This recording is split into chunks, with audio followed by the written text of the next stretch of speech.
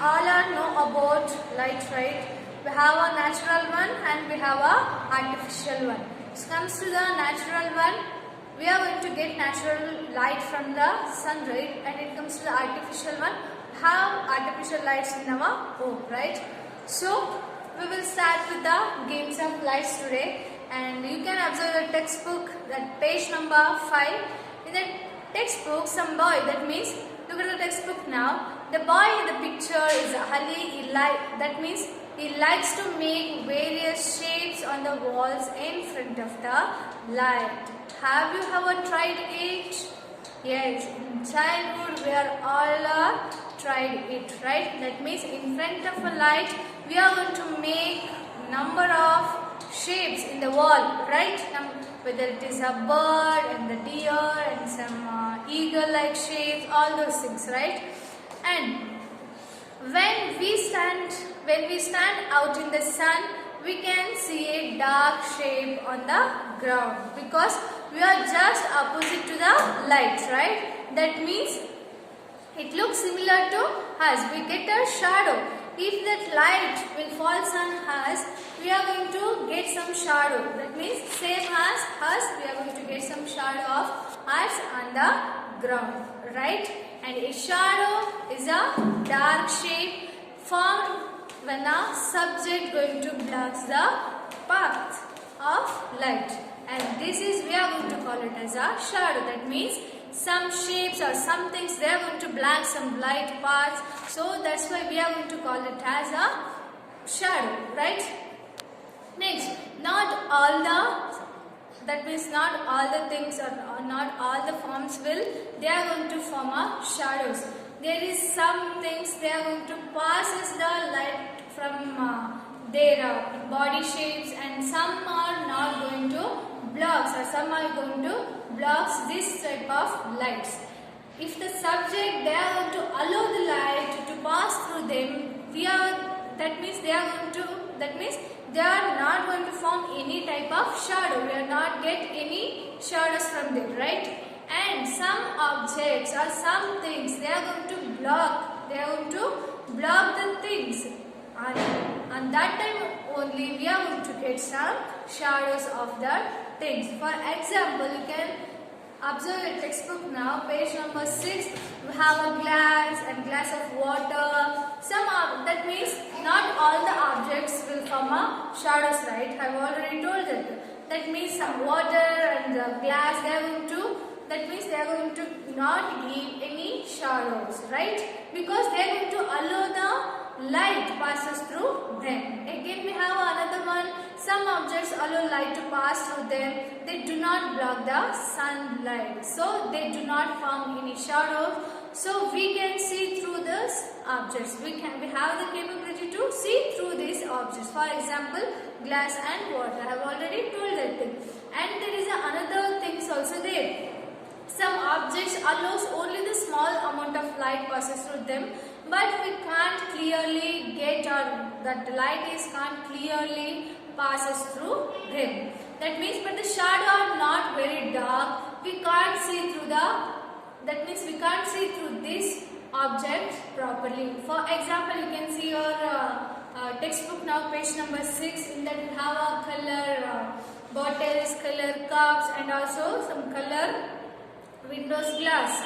So of course these are allow the light to passes through them, but only the small quantity, and also they are going to block some quantity of the light, but we can't get that much dark shadows from them, right?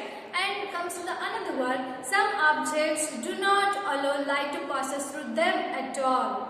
So these objects form darker shadow. We already know about the things they are not going to. That means the objects that allow light to passes them, but in that we are not going to get any shadow. It comes to the color one. We are get only the some amount of darkness. That means light darker color. It comes to some objects that do not allow to pass light through them at all. So these objects, they are going to form a dark shadow. I was already told that the things which have the capability to blocks the light path, we are going to call it as a shadow. Yes, we are already know about that shadow, right? That means some things they are going to gives only the lighter color, and now we have that the darker one. That means some objects do not allow any light to pass through them at all. So these objects will form a darker shadow. We can't see through these objects at all. For example, brick, or for example, walls, right? For example, your body does not allow light to pass through it. It forms a shadow when light falls on it. Of course, we have that in the beginning I was already told that if we stand in front of the sun, we get as same as our, that means as same as our body, that we have a shadow. Like that shadow we are going to get as our body, right? That means our body not allow any light passes through our body, right? And we can't see through our bodies also. Other examples are walls of our houses, and a blackboard, and also some bricks. So these are all the examples for they are going to make a dark shadows, right? And next one, after that we have some that means we have seen that a shadow is formed when an object blocks the path of light, and this one is we are going to call it as a dark shadow, right? Have you ever noticed that the path of light? Yes, the path of light. That means we have also observed all those things. The path of light is a straight line, not a curved line. The light always passes through straight line. So shadows are always formed opposite to the source of light, right? If we stand in front of the sun, we get our shadow in our backside, right? So that is the main thing here. That means if you stand outdoor in the sun, and which side your shadow formed? Yes, it is in our opposite side. That means if the sun is our left side, we will get our shadow in right side. If the sun is right side, we will get our shadow in the left side, right? So this is just opposite to the sunlight, right? And what do we feel when we stand in the shadow in a tree, under a tree? We feel very cool, right? We feel very cool. Because why? Because that plant shadow will protect us from the sunlight, right? So that reason we feel cool. So next one, are the shadows formed always in the same size? No, the shadows are always not formed in the same size because they appear in a different size. What is the reason for this? Means if the object is close to the light source, the shadow formed is in the bigger size. If the object is closer to the light, then the object shows the bigger one, that means the bigger size. If as the object moves away from the light, the shadow becomes very smaller, right? Are you understanding what I am telling now? That means if the object close to the light, they will form a bigger size. If the object far from the light, it will show some smaller size. Getting my point now, right? And you can observe a textbook now. Page number 7, they are going to give some straight path of a light and also shadows of a tree. So you can observe your textbook now. In the page number, we have many pictures. That means the straight path of a light and some shadows of a tree and also different shadow of the same object. That means the object near to the light and the object far from a light. How they are going to make a size, different size, right? And have you seen your shadow in the morning? What does it look like? You already know, right? That means the shadow is too long compared to the noon and evening, right? Again, you have seen your shadow at noon. Of course, we have, right? That what do we find out? That means the shadow is too short compared to the morning. Have you seen your, that means shadow in the evening? Again, the shadow is longer. In the morning, that means the sunrise and the sunset, we have our shadow too long. It comes to the afternoon, we have a shorter one, right? We have a shorter one. And the next one, what happens after the sunset is we are going to get any shadows? No, That means our shadow disappear after sunset, as there is no sunlight. If there is no sunlight, we are not getting any shadows from any other things and also from our body, right? So these are the important things of the shadow, how the light going to make a shadow, right? If you are standing of any light, standing in front of the light or a sunlight, whether it is a sunlight or whether it is a artificial light, we are going to get some shadows just opposite to the light. If the light, that means we are going to stand the light in front, that means we are going to get our shadow in our back side. If it is in the left, we are going to get our shadow in the right side, right? In the noon time, the sun, we will get only the short shadow of us or any other things, right? So by this I'll end this topic, the games of light. We will continue with the workbook in the next class. Thank you. Light and shadow. Light. We always have a question in our mind.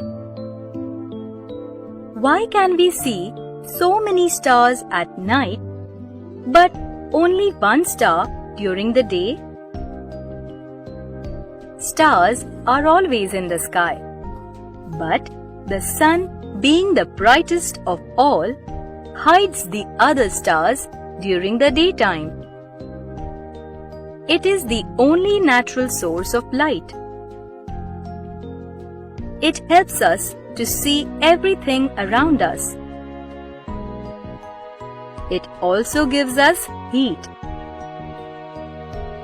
At night, we cannot see anything because there is no sun. But we need light to see objects. We get this light from different man-made objects like bulbs, tube lights, candles, torches, diyas, etc. The sun and shadows. The sun is also the cause of shadows.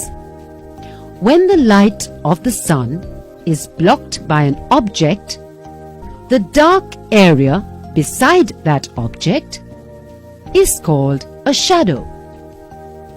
Let us do an activity. Go out in the sun at different times of the day and observe your own shadow. Move in different ways and see how your shadow changes. Play games with your shadow. The position of the sun decides the length of a shadow. At noon, the sun is overhead, so there is hardly any shadow. In the morning and afternoon, when the sun is in the east and the west, you block the sun's rays and your shadow is long. In the morning, your shadow is in the west. In the evening, your shadow is in the east. You cannot see a shadow when the sun is covered by clouds. Shadows can be seen only in the presence of light. Let us have some fun with shadows. Use a dark room and a torch. Put different objects in front of the torchlight and watch the shadows. Now, by using your hands, try to form shadows of animals on the wall. Try to touch something and see if your shadow touches it too. Now, gently try to move your hand in such a way that your shadow continues to touch it. Now, you know that you should not be scared of your shadow, as it means that there is light somewhere near you.